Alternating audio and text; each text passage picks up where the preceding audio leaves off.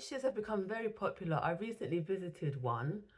So I thought I would just do this video, like a general overview of what you need to consider if you decide that you want to set up your own cake shed. You will need to register with your council at least 28 days before you launch your cake shed. I've also been seeing that you may also have to get planning permission for your cake shed, though if it's on your land, I don't think you will need to, but please check that out with your local council.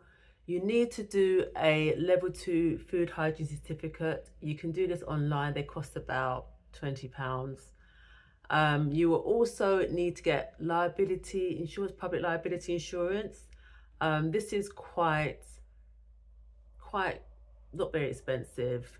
There are lots of providers out there, and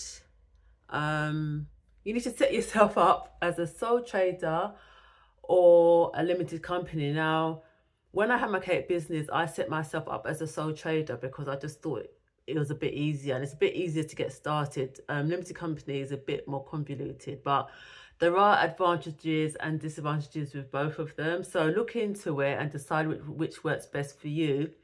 But always remember that you can switch. So if you start as a sole trader, you can go to a limited company and vice versa. And also make sure you have a separate account, bank account. It doesn't have to be a business bank account. When I had my business, I just had a separate current account, and I still have 2 current accounts now. Just somewhere separate where the money can go in and you can monitor your ingoings and your outgoings. But like I say, at the early stage, it doesn't have to be a business bank account. You can have one if you want to right at the beginning, but just bear in mind that a lot of business bank accounts do charge. So separate account, separate current account works fine. So now you have all that started. Next thing is to get this shed. Now I was looking into this, and when I've been seeing how other people sort of get their sheds made, sometimes it's someone in their family that makes it because they're really good with wood, etc. But you can actually buy them ready-made on Amazon. I'm sure probably if you go into like garden centers, you would be able to get one as well. But you have to bear in mind what type of shed you want in terms of the material, because when you have your bakes in the shed, it's got to withstand temperature fluctuations. So, when it's really warm, do you want that type of material that absorbs the heat? And that, in that respect, you also got to consider where to place your shed, because when it gets warmer, do you want your shed right where the sun hits it, and then it could really affect your bakes? So there's a lot of things to consider in terms of that. Payment method. Now, I've been seeing various payment methods. So Cashbox, but obviously the Cashbox is locked down. It's like screwed down, so people can't just take it. QR code and PayPal and bank transfer as well, which may be, in terms of security, may be the best way. But I've seen people offer all 3. So you decide what it is you want to do. And in respect to that, security. So these are honesty boxes. So you're trusting the person who's visiting your cake shed that they're going to pay the correct price.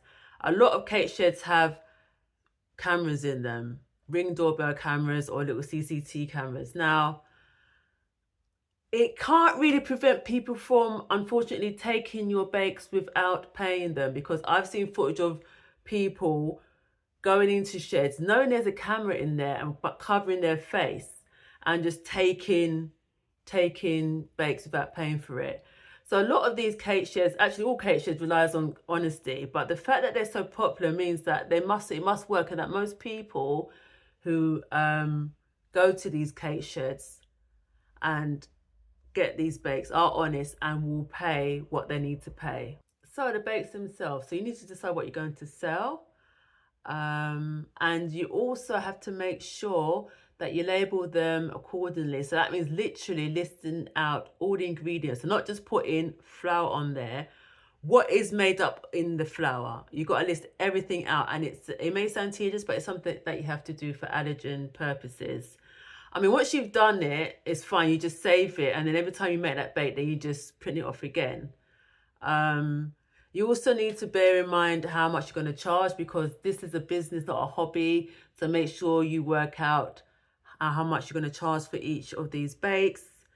Again, I've said about weatherproofing, making sure, deciding what bakes to bake. So in the summer, you might have a different menu to in the winter because of the weather. What else? Let me see. Yes. So cost, ingredients, labeling, and weather appropriate bakes. So now you've got everything together and you're ready to go. You're going to want to promote. So, of course, we got our, IG, TikTok. I would also consider Facebook because I found out a lot of the sheds that I'm going to be visiting. I found a lot of them on Facebook.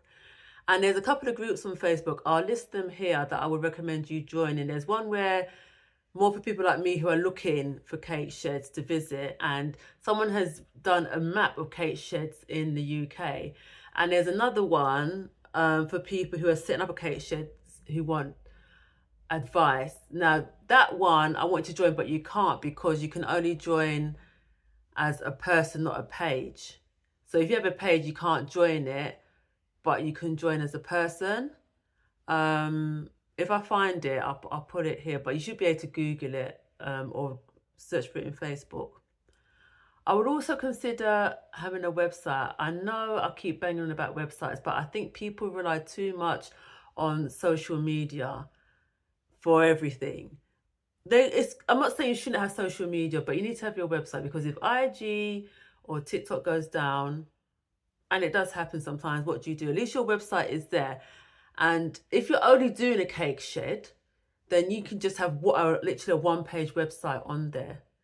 But obviously, if you already have a baking business, because what I've seen with a lot of cake sheds, these are being set up by people who already have their separate cake business and are using the cake shed as additional income, that you would put details of the cake shed on your website as well. But please have a website, join these Facebook groups so that you can promote your cake shed. And that's it, I think. One more thing I want to mention is that you need to decide how often you're going to replenish your cake sheds. Now, some people are doing it literally Monday to Friday or Monday to Sunday. But then there's some people who are only doing it at the weekend, especially if you're somebody who's already got a full-time job or you already have a baking business. Maybe weekends or 2 or 3 days during the week is the only time you can do it. So you need to decide that. Obviously update your socials, your website, etc. on when you're open, and then promote it when it's open. So yeah, decide how many days of the week you're going to do it.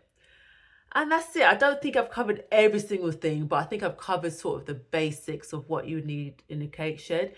Let me know in the comments if you've ever considered setting up a cake shed, or if you have visited a cake shed, what you thought of it. Until next time, cake lovers.